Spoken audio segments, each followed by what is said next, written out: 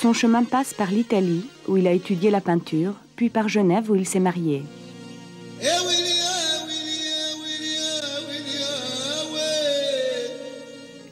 15 ans déjà, et plusieurs guerres, séparent Saïd Yamin des lumières de son Liban natal. Sgharta dans la montagne, puis Beyrouth. J'ai emporté avec moi juste cette ambiance de Beyrouth. Avant la guerre, c'était une ville pleine de vivacité et qui était vraiment un laboratoire de culture et de rencontres entre les gens, entre les différentes cultures possibles, entre l'Occident, l'Orient, l'Islam, la chrétienté, entre toute forme d'expression, entre toute identité, entre tous les gens possibles qu'on peut imaginer qui se trouvent dans un endroit si petit.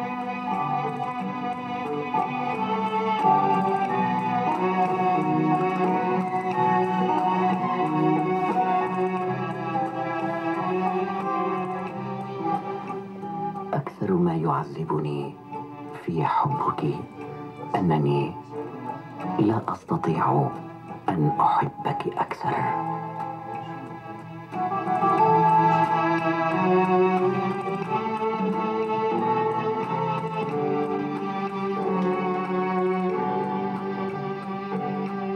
Ça n'est sûrement pas par hasard que vous avez choisi d'ouvrir une librairie arabe. La librairie, je l'ai créée parce que pour moi, c'est vraiment un refuge. Puisque là, j'ai affaire un peu avec une culture arabe d'abord, puis aussi une certaine possibilité de travailler différemment, sans trop de contraintes, sans trop de problèmes de rigidité. Et puis aussi, ça, pour moi, ça retient un peu ce côté que je me sens dans ma culture quelque part, en ayant ici. Que je suis tout près de ma culture, à travers soit les gens, soit les livres, soit l'ambiance. Et en même temps, je suis dans l'ambiance, je veux dire, suisse, sans problème. Donc, c'est une solution qui me donne satisfaction, parce qu'en même temps, je suis là et je suis là-bas.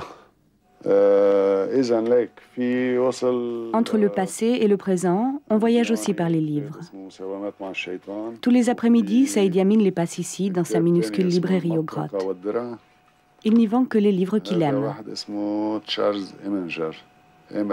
Il y a un certain confort quand même qui exige que toujours il faut travailler, il faut être toujours plein d'argent pour pouvoir faire tous les caprices qui sont utiles et inutiles.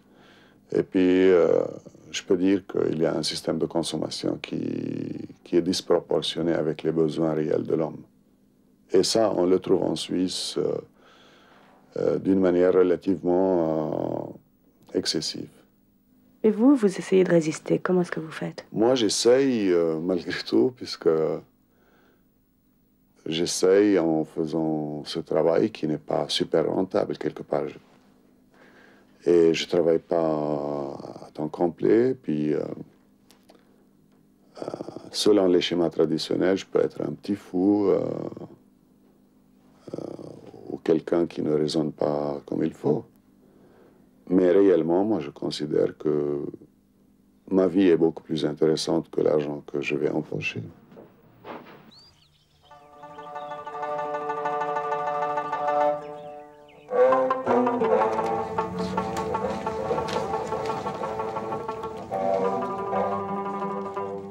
C'est difficile d'être un peintre en exil, puisque même chez soi, c'est difficile.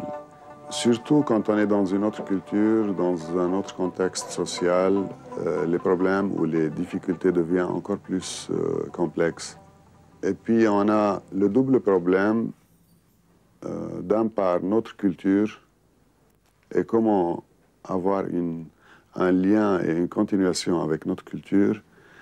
Et d'autre part, on a le problème d'être aussi moderne, d'être aussi dans les préoccupations de maintenant. Ici, on vous considère avant tout comme un peintre arabe. C'est souvent comme ça. C'est pas mon cas seulement, c'est le cas de tous les gens qui viennent d'ailleurs, surtout du tiers-monde. On aime bien surtout voir chez eux leur identité géographique.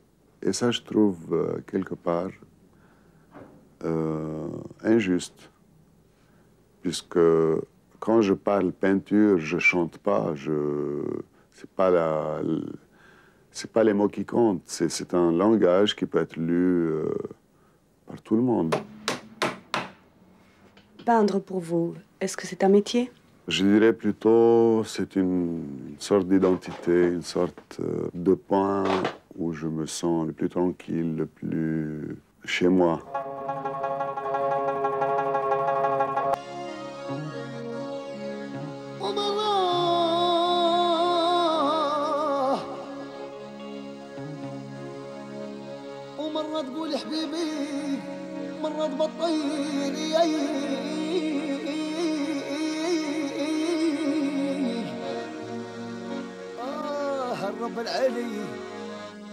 Maintenant, je suis en train de penser à faire une exposition dans mon village natal.